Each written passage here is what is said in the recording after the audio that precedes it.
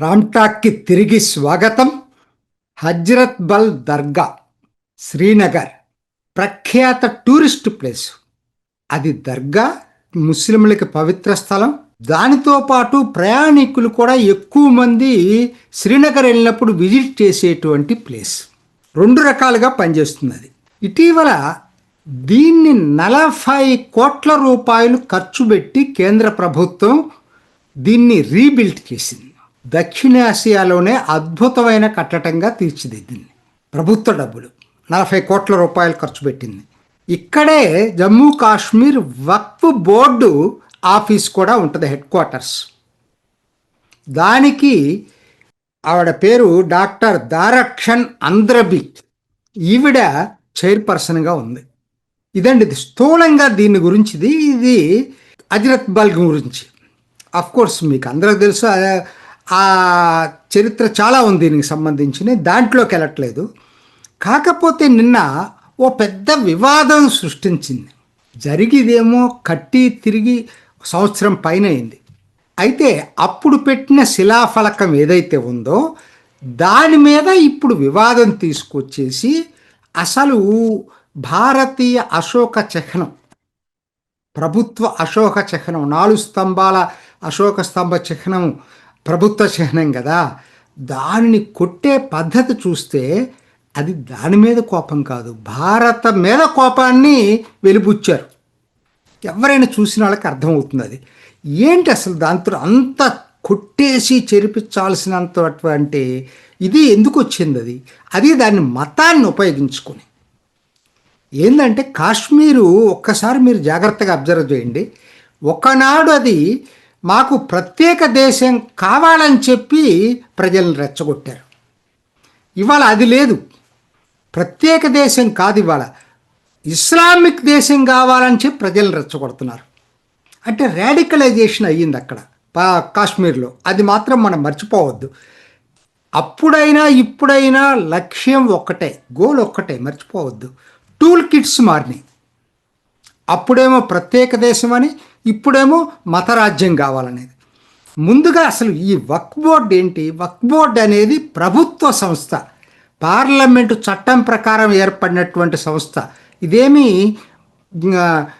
ఆటోమేటిక్గా అక్కడ ఎవరో దీంతో వచ్చినటువంటి సంస్థ కాదు. 40 కోట్లు అందుకనే కాబట్టి ఖర్చు పెట్టారు. కాబట్టి వక్ఫ్ బోర్డు అనేది చట్ట వ్యతిరేకం కాదు, నెంబర్ 1. రెండోది, ఇది కట్టి ఎప్పుడో అయింది, శిలాఫలకం వేసి కూడా సంవత్సరం పైన అయింది.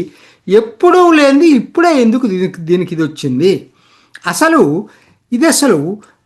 మత సెంటిమెంట్ని గాయపరిచింది అనేటువంటిది ఈ వింత వాదన ఎక్కడి నుంచి వచ్చింది?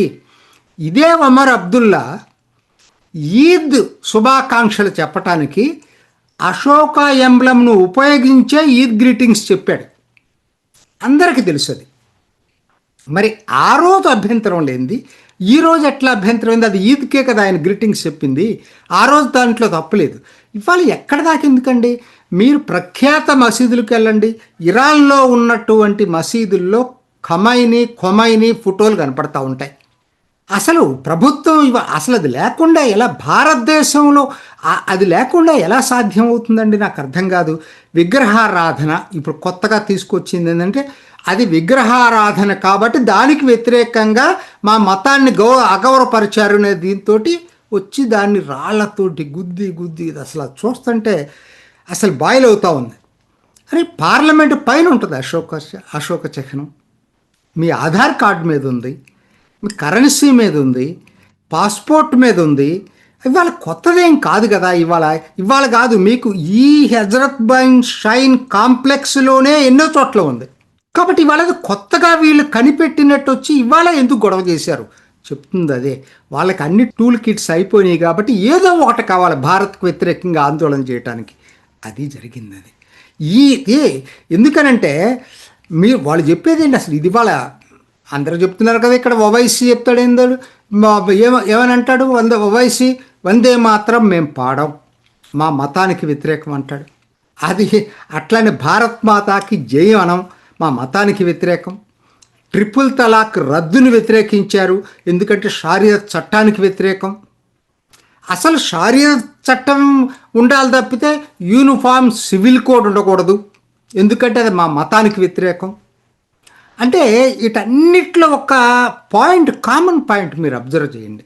ఏంటంటే దేశం ముఖ్యమా మతం ముఖ్యమా అంటే దేశం మతం కింద ఉంటుంది.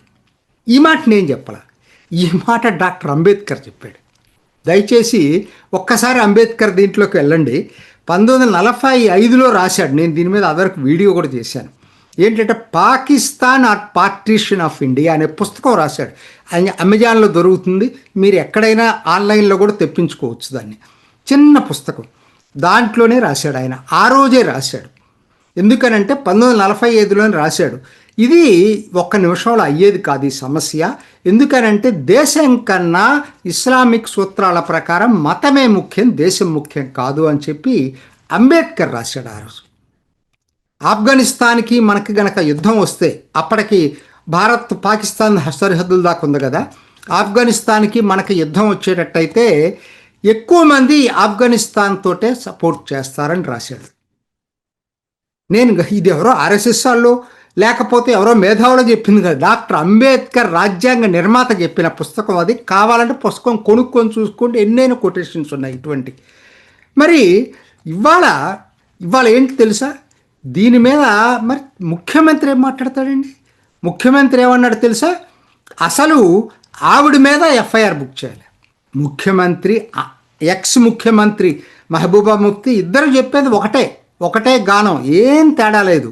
ఏంటంటే వాళ్ళు అనేది ఏంటంటే అసలు ఆ కాంప్లెక్స్లో ఆ నేషనల్ ఎంబ్లం ఎందుకు పెట్టారు, కాబట్టి ఆ చైర్పర్సన్, వక్ఫ్ బోర్డు చైర్పర్సన్ ఎవరైతే ఉన్నారో అంద్రబీ మీద ఎఫ్ఐఆర్ బుక్ చేయమన్నాడు. ఇప్పుడు చెప్పండి నాకు, నిజంగా రాష్ట్ర ప్రతిపత్తి ఇప్పటికే ఇచ్చుండి పోలీస్ శాఖ ముఖ్యమంత్రి కింద ఉంటే ఆ పని చేసి ఉండేవాడే కదా. బుక్ చేయాల్సింది ఎవరిని? భారత సింబల్ని అవమానించినటువంటి ఆ యువకుల్ని బుక్ చేయాలి. దాన్ని చేయకుండా వీళ్ళని చేయాలని చెప్పి ముఖ్యమంత్రి చెప్పాడంటే రాష్ట్ర ప్రతిపత్తి రాలేదు కాబట్టి ఇప్పుడు వాళ్ళ మీద కేసులు పెట్టారు, ఈవిడ మీద పెట్టకుండా. అదే పోలీస్ శాఖ ఒమర్ అబ్దుల్లా కింద ఉన్నట్టయితే ఇప్పటికి ఈవెంట్ని లోపల పడేసేవాళ్ళు. ఇది అసలు ఏమనాలి నాకు అర్థం కావట్లేదు. మరి ఎట్లా ఇది ఎట్లా సాల్వ్ అవుతుంది అంటే ఏంటి? జమ్మూ కాశ్మీర్లో ఒక సెంటిమెంట్ను రెచ్చగొట్టి వాళ్ళు ఓట్లు దండుకుంటున్నారు. సెంటిమెంట్ని రెచ్చగొట్టడం ఎక్కడ దాకా వెళ్ళిపోయిందంటే ఒమర్ అబ్దుల్ అనుకుంటున్నాడు, ఒమర్ అబ్దుల్లా చేతిలో లేదు ఇది. ఈ యువకులందరూ రాడికల్ ఇస్లాంతో ప్రభావితం అయ్యారు, అది మర్చిపోతున్నాం. ఒమర్ అబ్దుల్లా కూడా ఏం చేయలేడు దీన్ని. సో అందుకని ఇప్పుడు ఈ యూనియన్ టెరిటరీ అనేది నా దృష్టిలో అయితే ఇంకా ఇప్పట్లో దాన్ని ఎత్తేయటానికి లేదు. యూనియన్ టెరిటరీగానే కంటిన్యూ చేయాలి. ఎందుకంటే పోలీస్ శాఖ, సెక్యూరిటీ మాత్రం కేంద్ర ప్రభుత్వ ఆధ్వర్యంలో ఉండాలి తప్పితే రాష్ట్ర ప్రభుత్వ ఆధ్వర్యంలో ఉంటే మాత్రం జాతీయ భద్రతకి చాలా ప్రమాదం. చివరగా ఒక్క మాట చెప్తానండి, మరి ఇంత జరుగుతుంది, జాతీయ చిహ్నాన్ని దారుణంగా వాళ్ళు చెరిపేయటానికి ఇట్లా కొట్టేసి జాతీయ చిహ్నాన్ని అవమానించారే. ప్రతిపక్షాలు ఒక్క ప్రతిపక్షం మాట్లాడిందండి గొంతెత్తి, ఒక్క ప్రతిపక్షం ఎందుకు ఖండించలేదండి? అంటే దేశం ముఖ్యమా లేకపోతే ఓట్లు ముఖ్యమా చెప్పండి. వాళ్ళేమో అక్కడ దేశం మాకు ముఖ్యం కాదు, మతం ముఖ్యం అంటున్నారు. ప్రతిపక్షాలేమో దేశం ముఖ్యం కాదు, మాకు ఓట్లే ముఖ్యం అంటున్నాయి. ఇది really a great tragedy for India, great tragedy for democratic polity of entire country. చూద్దాం. ఇది ఈనాటి రామ్ టాక్. ఇంకొక ఎపిసోడ్లో మళ్ళీ కలుసుకుందాం. నమస్తే. చూసారు కదండి, మరి ఈ వీడియో కనుక మీకు నచ్చినట్లయితే ఒక లైక్ కొట్టేసి మీ అభిప్రాయాన్ని కూడా కామెంట్ బాక్స్లో తెలియజేస్తూ ఇలాంటి ఇంట్రెస్టింగ్ అప్డేట్స్ కోసం మా ఛానల్ని సబ్స్క్రైబ్ చేసుకోండి.